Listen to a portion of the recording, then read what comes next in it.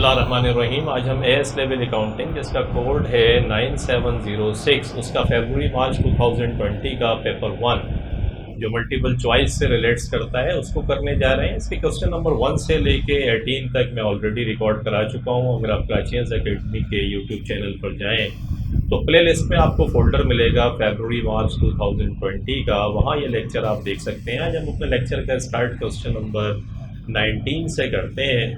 Question number 19 जो है, company results for a year showed credit sales $500,000 कि एक बिजनेस है, कंपनी है, उसका रिजल्ट शो करता है कि क्रेडिट सेल्स जो है $500,000 की है। The trade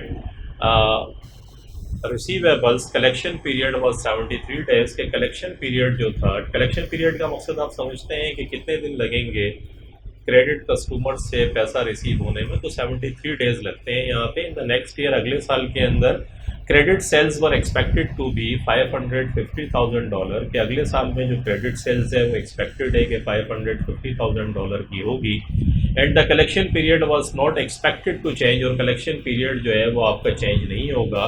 what is the expected percentage change in trade receivable, कि ट्रेड रिसीवेबल में कितना परसेंटेज चेंज जो है वो आया है लास्ट ईयर के मुकाबले में। और करंट ईयर में अगर हम देखें कि नेक्स्ट ईयर की बात करता है कि करंट ईयर और नेक्स्ट ईयर के अंदर क्या चेंज आया है, तो देखिए सबसे पहले तो आपको ये पता होना चाहिए कि कलेक्शन पीरियड हम किस तरीके से निकालते हैं। कलेक्शन पीरियड से भी पहले आपको पता होना चाहिए कि ट्रेड रिसीवेबल टर्नओवर, इसका फार्मूला क्या होता है कि क्रेडिट सेल्स को ऊपर लिखते हैं और डिवाइड कर देते हैं एवरेज ट्रेड रिसीवेबल से। एवरेज ट्रेड रिसीवेबल कैसे आता है कि ओपनिंग और एंडिंग को प्लस कर दें, 2 से डिवाइड कर दें तो एवरेज आ जाएगा। इस फार्मूले से जो चीज़ आती है उसे हम कहते हैं ट्रेड रिसीवेबल टर्नओवर। और जब ट्रेड रिसीवेबल टर्नओवर आपके पास आ जाता है और आपको कलेक्शन पीरियड निकालना हो, तो कलेक्शन पीरियड निकालने का फार्मूला होता है 365 जो साल में डेज होते हैं उसको डिवाइड कर दें ट्रेड रिसीवेबल टर्नओवर से। तो ट्रेड रिसीवेबल टर्नओवर आपको जो ऊपर आपने फार्मूले से निकाला वो नीचे रखेंगे, 365 को ऊपर रखेंगे तो कलेक्शन पीरियड आ जाएगा।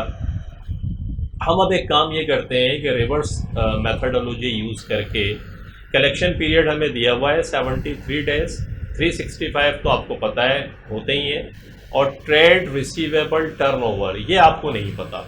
तो आप क्या करें, आप ये करें कि ट्रेड रिसीवेबल टर्नओवर को यहाँ रोक लें, ये 365 के नीचे, क्योंकि ये मल्टीप्लाई ये डिवाइड कर रहा है, इसको इधर ले आए हम, और ये फिर यहाँ था मल्टीप्लाई में तो इसको हम नीचे ले गए।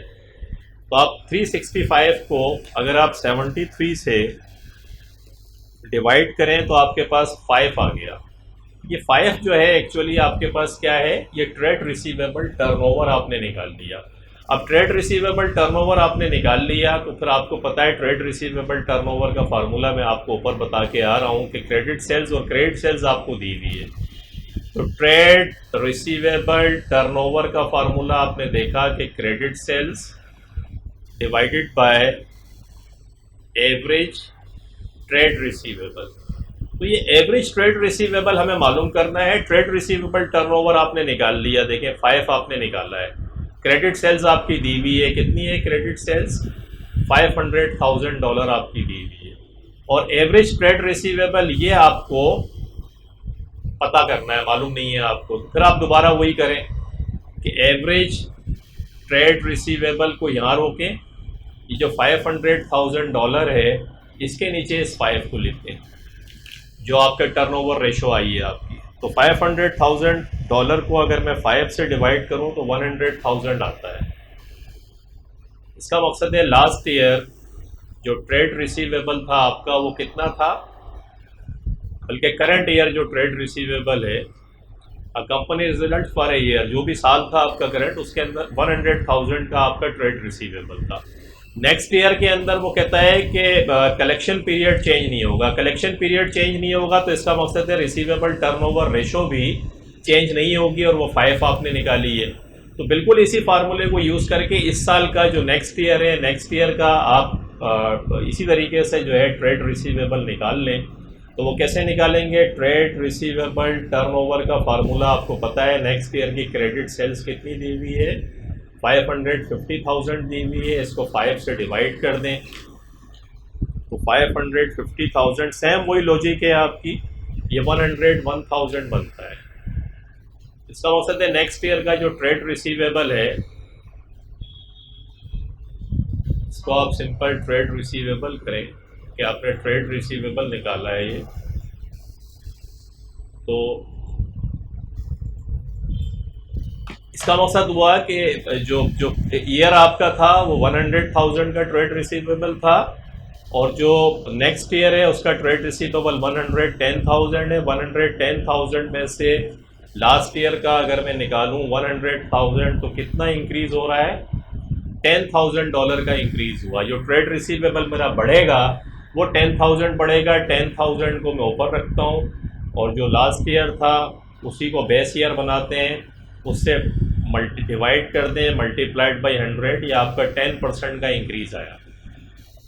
कितने परसेंट से ट्रेड रिसीवेबल बढ़ रहा है आपका? ट्रेड रिसीवेबल आपका बढ़ रहा है 10% से। और वो लॉजिक मैंने आपको बताई कि लॉजिक क्या है उसकी। लॉजिक आपने देखी कि हमें कलेक्शन पीरियड दिया हुआ था और हमें क्रेडिट सेल्स दी हुई थी। तो सबसे पहले कलेक्शन पीरियड की मदद से हमने क्या निकाला कि कलेक्शन पीरियड की मदद से हमने ट्रेड रिसीवेबल टर्नओवर रेशो निकाली। ट्रेड रिसीवेबल टर्नओवर रेशो निकालने का तरीका क्या था कि 365 को हमने कलेक्शन पीरियड से डिवाइड कर दिया तो हमारे पास रेशो से 5 आ गई। जब रेशो हमारे पास 5 आ गई तो फिर ट्रेड रिसीवेबल टर्नओवर का फार्मूला ये है कि credit sales divided by average trade receivable. तो ट्रेड रिसीवेबल टर्नओवर हमारे पास 5 आ गई थी, क्रेडिट सेल्स दी हुई थी हमें 500,000 जो ईयर था, 500,000 को 5 से हमने डिवाइड किया तो ट्रेड रिसीवेबल हमारे पास $100,000 के आ गए। ये कलेक्शन पीरियड चेंज नहीं हुआ नेक्स्ट ईयर के अंदर, तो इसका मकसद है ये ट्रेड रिसीवेबल टर्नओवर रेशो जो है वही 5 रहेगा। क्रेडिट सेल्स हमें उसने कहा कि एक्सपेक्टेड है कि $505,000 होगी, $550,000 और एक्सपेक्टेड 2, तो $550,000 को इसी 5 से हमने डिवाइड किया तो ट्रेड रिसीवेबल हमारे पास आ गया $110,000। ये $110,000 में से मैंने जो प्रीवियस ईयर था 100,000 को माइनस किया तो 10,000 का इंक्रीज़ है। 10,000 का इंक्रीज़ 100,000 के ऊपर अगर होता है तो वो 10% आता है और 10% इंक्रीज़ जो है आप देख रहे होंगे कि बी चॉइस के अंदर इसने आपको दी हुई है। तो बी चॉइस जो है क्वेश्चन नंबर 19 के अंदर वो आपकी राइट चॉइस है और लॉजिक आपको मैंने समझाई, पूरा समझा के किस तरीके से हमने ये निकाला है। तो इसको ध्यान में रखिएगा। क्वेश्चन नंबर 20 पे आते हैं। अब business has the following current assets and current liabilities. एक बिजनेस जो है उसका ये करंट एसेट्स हैं और करंट लाइबिलिटीज़। ट्रेड रिसीवेबल जो है वो करंट एसेट्स है, आपको पता है वो पैसा जो कस्टमर से रिसीव करना है। बैंक ओवरड्राफ्ट करंट लाइबिलिटी है कि बैंक में से आपने अपने अकाउंट से ज़्यादा पैसे निकलवा लिए। कैश इन हैंड, तो कैश इन हैंड तो आपका करंट एसेट्स है और ट्रेड पेएबल आपकी करंट लाइबिलिटी है। The only other item in the working capital is inventory. Working capital में जो एक आइटम जो बाकी है जो यहाँ नहीं दिया हुआ है उसने, वो कहता है वो है inventory. The current ratio is 2:1। Current ratio 2:1 है, यानी $1 की लाइबिलिटी पे करने के लिए the company has $2 current assets. Company के पास $2 के करंट एसेट्स हैं। What is the value of the inventory, ये बताएं इन्वेंट्री की वैल्यू क्या है। तो देखिए करंट रेशो इन्वेंट्री की वैल्यू दी है, गायब कर दी है। आपके पास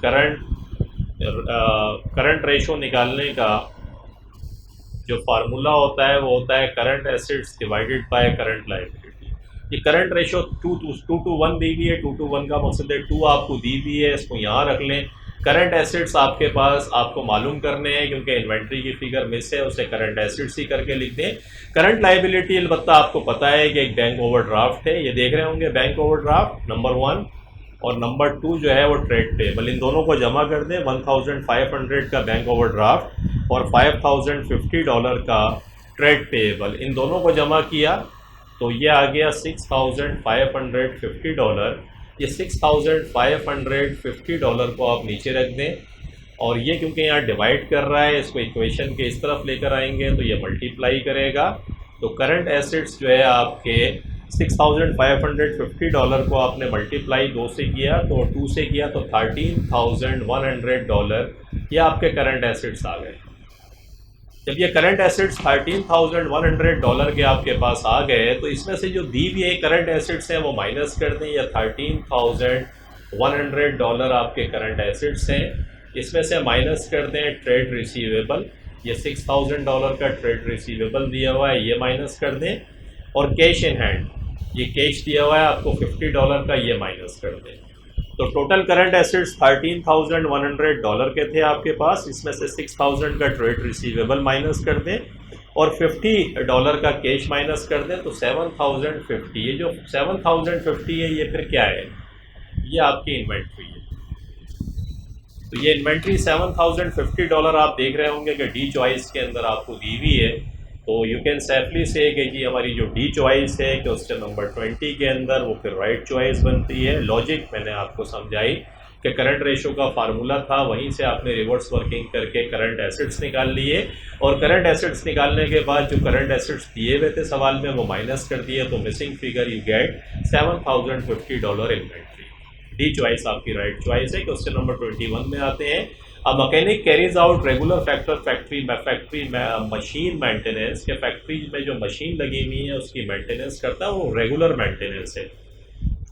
देखिए रेगुलर मेंटेनेंस का मामला ये होता है कि अगर किसी साल ये प्रोडक्शन नहीं भी होती है इस फैक्ट्री के अंदर, तो भी ये मशीन जो है उसको आपको मेंटेन रखना पड़ेगा, ताकि जब ऑर्डर्स आएँ तो आप काम कर सकें। तो नॉर्मली इस किस्म की जितनी भी चीज़ें होती हैं ये फिर फिक्स्ड कॉस्ट के अंदर आपकी जाती है, क्योंकि ये वेरिएबल नहीं है। In either way you have to pay, और ये एनुअल सैलरी पे आपने इसको रखा हुआ है। मैकेनिक को जो आता है मशीनें सही करता है आपकी जो मशीनरीज हैं आपकी, तो इसको normally he spend in annual salary of $20,000, कि एनुअल सैलरी इसको $20,000 की मिलती है। Which type of cost is this, कुछ किस किस्म की ये कॉस्ट है। तो याद रखिएगा इस किस्म की कॉस्ट जो इन ईदर वे आपको पे करनी है वो फिक्स्ड फैक्ट्री कॉस्ट कहलाती हैं। तो क्वेश्चन नंबर 21 के अंदर जो बी चॉइस आपकी दी हुई है फिक्स फैक्ट्री कॉस्ट, ये उसमें चला जाएगा। नॉर्मली फैक्ट्री ओवरहेड का पार्ट बनाते हैं इसको, डायरेक्ट लेबर कॉस्ट तो ये है ही नहीं, इसलिए वो इनकरेक्ट हो गया। वेरिएबल कॉस्ट भी नहीं है ये, क्योंकि प्रोडक्शन के साथ वेरी नहीं कर रही है, बल्कि either way you have to pay it. Variable administrative cost भी नहीं है आपकी ये, बल्कि ये फिक्स फैक्ट्री कॉस्ट है। तो क्वेश्चन नंबर 21 के अंदर राइट चॉइस बी होती है आपकी। क्वेश्चन नंबर 22 के अंदर आते हैं। Manufacturer uses the weighted average cost method of inventory valuation. Inventory valuation के लिए वेटेड एवरेज कॉस्ट का मेथड इस्तेमाल करता है। Opening inventory was 10 units at $50 each. 10 units multiplied by $50 each is equal to we get $500। 10 को multiply कर दें 50 से, एग्जैक्टली $500 बनता है। 30 यूनिट्स वर परचेज कॉस्टिंग 70 ईच। तो 30 को मल्टीप्लाई आपने किया $70 जो आपने ख़रीदे, तो 30 मल्टीप्लाइड बाई 70 यू गेट 2100। तो 2100 और ये 500 जो शुरू में पड़ा हुआ था इसको प्लस कर दें, ये $2600 आपकी इन्वेंट्री है जो आपने ली। और टोटल यूनिट्स कितने हो गए, 10 यूनिट्स आपके पास पहले पड़े हुए थे और 30 यूनिट्स आपने ख़रीदे ही है, तो ये 40 यूनिट्स हो गए। एवरेज कॉस्ट निकालने का तरीका ये होता है कि जब भी आप यूनिट्स ख़रीदें, जो पुराने यूनिट्स पड़े हुए हैं उसको और उसकी कॉस्ट को, और जो नए यूनिट्स आपने ख़रीदे हैं उसकी कॉस्ट को प्लस कर लें और टोटल जितने यूनिट्स हैं उससे डिवाइड कर दें, तो you get weighted average cost आपकी इस तरीके से निकलती है। तो $2600 को आपने 40 से डिवाइड किया तो 65, ये एवरेज कॉस्ट आपकी आ गई। वेटेड एवरेज कॉस्ट जिसे आप कह लें, वेटेड एवरेज कॉस्ट ये आपके पास $65 ईच आ गई। कहता है 20 units were sold at $80 each, कि 20 यूनिट्स आपने बेच दी है, सेलिंग प्राइस $80 की है। कहते हैं what was the value of the inventory at the end of the month. At the end of the month के ऊपर इन्वेंट्री जो बची वो कितनी थी। तो देखें इसका तरीका ये है कि 30-40 यूनिट्स आपके पास थे, 20 यूनिट्स आपने बेच दिए, तो 40 यूनिट्स में से 20 यूनिट्स आपने बेच दिए, तो बचे कितने आपके पास, 20 यूनिट्स बचे। और 20 यूनिट्स जो हैं उसकी वेटेड एवरेज कॉस्ट अभी आप निकाल कर आ रहे हैं $65 ईच यूनिट। तो 65 मल्टीप्लाइड बाई 20 $1300 आपके पास आती है। तो जो 20 यूनिट्स बिकने से बच गए उनकी जो वैल्यू वेटेड एवरेज कॉस्ट है $1300 बनती है। तो 22 के अंदर जो बी चॉइस है आप देखें वो राइट चॉइस है। 1300 कैसे निकाला, सिंपल फार्मूला है इसका, याद रखिएगा। वेटेड एवरेज कॉस्ट कैसे निकलती है कि जो यूनिट्स पड़े हुए थे शुरू में हमारे पास, ये हमेशा याद रखिएगा कि जो भी यूनिट्स, जब भी नया यूनिट्स ख़रीदा जाएगा तो फिर वेटेड एवरेज कॉस्ट हम निकालते हैं। आसान तरीका है, पुराने जो यूनिट्स पड़े हुए थे, जैसे हमारे पास सवाल के अंदर 10 यूनिट्स थे, 50 के हिसाब से मैंने मल्टीप्लाई करके 500 की कॉस्ट इन यूनिट्स की आई। मज़ीद हमने 30 यूनिट्स खरीदे $70 के हिसाब से, मैंने उसको मल्टीप्लाई करके निकाल लिया। तो मेरे पास टोटल कॉस्ट जो है 40 यूनिट्स की, 10 पुराने वाले ओपनिंग के, 30 मैंने ख़रीदे, 40 यूनिट्स की टोटल कॉस्ट कितनी आ गई? 2600। तो 2600 को मैंने 40 से डिवाइड कर दिया, तो per unit weighted average cost मुझे $65 की पड़ी। 20 यूनिट्स मैंने बेच दिए, तो बचे कितने मेरे पास? 40 यूनिट्स में से 20 यूनिट्स बेच दिए, तो फिर 20 यूनिट्स बाकी बचे। जो बाकी बचे उसको इसी वेटेड एवरेज कॉस्ट से मैंने मल्टीप्लाई किया, तो एंडिंग इन्वेंट्री की कॉस्ट मेरे पास आ गई जो $1300 बी चॉइस में दी हुई है। तो वी कैन सेफली से कि बी चॉइस हमारी राइट चॉइस है। क्वेश्चन नंबर 23 में आते हैं, which statement is correct when production increases. जब प्रोडक्शन बढ़ेगी तो फिर कौन सी चीज़ सही है? अब देखिए, ये वेटेड, ये जो कॉस्ट अकाउंटिंग है उसके कंसेप्ट्स हैं जो हम डिस्कस कर रहे हैं इस टाइम। याद रखिएगा, वेरिएबल कॉस्ट के ऊपर कोई फ़र्क नहीं पड़ता। वेरिएबल कॉस्ट पर यूनिट जो है वो चेंज रहती है, वो कांस्टेंट होगी आपकी। तो प्रोडक्शन बढ़ेगी तो वेरिएबल कॉस्ट भी बढ़ेगी। टोटल फिक्स कॉस्ट, अच्छा ये पहला पढ़ते हैं। टोटल फिक्स कॉस्ट फॉल ऐसा नहीं होता। आप टोटल फिक्स कॉस्ट जो है एक सर्टेन लेवल के ऊपर, आपको पता है, कहते ही इसको फिक्स कॉस्ट इसलिए है, लाइक जैसे फैक्ट्री का रेंट है। अब फैक्ट्री का रेंट आप दे रहे हैं तो आप ज़्यादा प्रोडक्शन भी करेंगे तो रेंट तो नहीं बढ़ाएगा ना आपका लैंडलॉर्ड जो होगा। इंश्योरेंस आपने पे करा तो इंश्योरेंस भी आपकी फिर रहेगी। तो फिक्स फैक्ट्री कॉस्ट जो है वो नॉर्मली प्रोडक्शन इंक्रीज़ के साथ इंक्रीज़ नहीं होती है, तो ये ध्यान में रखिएगा। Total variable cost fall, variable cost तो बढ़ ही नहीं सकती क्योंकि प्रोडक्शन बढ़ेगी तो वेरिएबल कॉस्ट का उससे डायरेक्ट लिंक होता है, तो वो भी बढ़ जाएगी। The fix cost per unit falls, ये बिल्कुल सही बात है कि देखिए पर यूनिट क्या होगा, पर यूनिट आपकी जो फिक्स कॉस्ट है वो गिर जाएगी क्योंकि प्रोडक्शन बढ़ रही है। जैसे फॉर एग्जांपल मैं आपको the variable cost per unit falls, ये तो बिल्कुल इनकरेक्ट है कि याद रखिएगा वेरिएबल कॉस्ट पर यूनिट कभी भी चेंज नहीं होती, वो कांस्टेंट रहती है। आप देखिए, अगर मिसाल के तौर पे फिक्स कॉस्ट आपकी $50,000 है और आप 10,000 यूनिट्स बना रहे थे, तो पर यूनिट कितनी हुई आपके पास? $5 पर यूनिट। लेकिन अब फर्ज कर लें कि 50,000 जो फिक्स कॉस्ट है वो तो सेम है, लेकिन अब आप कितने यूनिट्स बना रहे हैं? आप 15,000, आपकी प्रोडक्शन बढ़ गई। तो अब आप $50,000 को जब 15,000 से डिवाइड करेंगे तो यू गेट 3.33। तो देखें गिर गई। तो total fix cost per unit falls, per unit जो है वो गिरेगी। मैंने आपको एग्जांपल से भी समझाया है। तो क्वेश्चन नंबर 23 की जो राइट चॉइस बनती है वो सी बनती है। लॉजिक भी मैंने आपको समझाई। क्वेश्चन नंबर 24 में आते हैं, why might absorption costing be use, के एब्जॉर्प्शन कॉस्टिंग को क्यों यूज़ करना चाहिए। एब्जॉर्प्शन कॉस्टिंग क्या होती है, पहले तो ये समझ लेते हैं। एब्जॉर्प्शन कॉस्टिंग ये होती है कि जब आप जो फिक्स कॉस्ट आपकी होती है उसको फिर आप क्या करते हैं कि कंट्रीब्यूशन मार्जिन नहीं, बल्कि जो इन्वेंट्री आपकी होती है, एंडिंग इन्वेंट्री, फिक्स कॉस्ट को, फिक्स ओवरहेड जो होते हैं, फिक्स कॉस्ट जो आपकी है उसको भी फिर इन्वेंट्री का पार्ट बनाते हैं। तो एब्जॉर्प्शन का मकसद है कि इसमें there is no distinction between the variable and fix cost. Overall तमाम कॉस्ट मिला के आप एंडिंग इन्वेंट्री के अंदर भी फिक्स कॉस्ट का एलिमेंट्स डालते हैं। ये बहुत बड़ा डिफरेंस है मार्जिनल कॉस्टिंग के अंदर और एब्जॉर्प्शन कॉस्टिंग के अंदर। के एब्जॉर्प्शन कॉस्टिंग के, मार्जिनल कॉस्टिंग के अंदर हम कंट्रीब्यूशन मार्जिन अपना लेकर आते हैं। तो जो कंट्रीब्यूशन मार्जिन हमारा होता है, जो एंडिंग इन्वेंट्री हमारी आती है, वो उस एंडिंग इन्वेंट्री में सिर्फ वेरिएबल कॉस्ट होती है। ऑन द अदर एंड जब हम एब्जॉर्प्शन कॉस्टिंग इस्तेमाल करते हैं तो एंडिंग इन्वेंट्री में फिक्स कॉस्ट का एलिमेंट्स भी शामिल होता है। तो नॉर्मली जब लॉन्ग टर्म की, अगर हम शॉर्ट टर्म की हम बात करें, हमें किसी ऑर्डर्स के लिए कॉस्टिंग करनी है, हमारा मटेरियल शॉर्ट पड़ गया है, बैक और बाय डिसीजंस आपको करने हैं, तो इस किस्म की चीज़ों के लिए तो मार्जिनल कॉस्टिंग आइडियल होती है क्योंकि वो आपको बताती है कि अपने रिसोर्सेज को शॉर्ट टर्म के अंदर आप कैसे एफिशिएंटली यूज़ कर सकते हैं। लेकिन अगर आप लॉन्ग टर्म की बात करें तो लॉन्ग टर्म में नॉर्मली जितनी कॉस्ट होती हैं वो सारी फिर आपकी वेरिएबल कॉस्ट भी लॉन्ग टर्म के अंदर चेंज हो जाती है। तो एब्जॉर्प्शन कॉस्टिंग का एक यूज़ तो ये होता है कि लॉन्ग टर्म अगर आपको डिसीजंस करने हैं तो फिर टोटल कॉस्ट आप देखते हैं, फिर वेरिएबल को हटा देते हैं, ओवरऑल देखते हैं कि भाई टोटल कितनी कॉस्ट पड़ेगी। या आप अपनी सेलिंग प्राइस अगर कैलकुलेट करने के लिए जा रहे हैं तो उसके अंदर भी आप टोटल कॉस्ट को शामिल करते हैं कि यार टोटल कॉस्ट के एलिमेंट्स को लेके फिर आप सेलिंग प्राइस अपनी कैलकुलेट करें। तो नंबर 1 पढ़ते हैं तो कैलकुलेट कंट्रीब्यूशन कैलकुलेट करने के लिए तो फिर मार्जिनल कॉस्टिंग नॉर्मली आप यूज़ करते हैं, जो कंट्रीब्यूशन मार्जिन आपके पास आ जाता है। सेलिंग प्राइस में से वेरिएबल कॉस्ट को माइनस करें तो फिर मार्जिनल को अपना जो कंट्रीब्यूशन मार्जिन आपके पास आ जाता है। तो एब्जॉर्प्शन कॉस्टिंग यूज़ नहीं करते, कंट्रीब्यूशन निकालने के लिए मार्जिनल कॉस्टिंग यूज़ करते हैं to decide whether or not to accept a special order.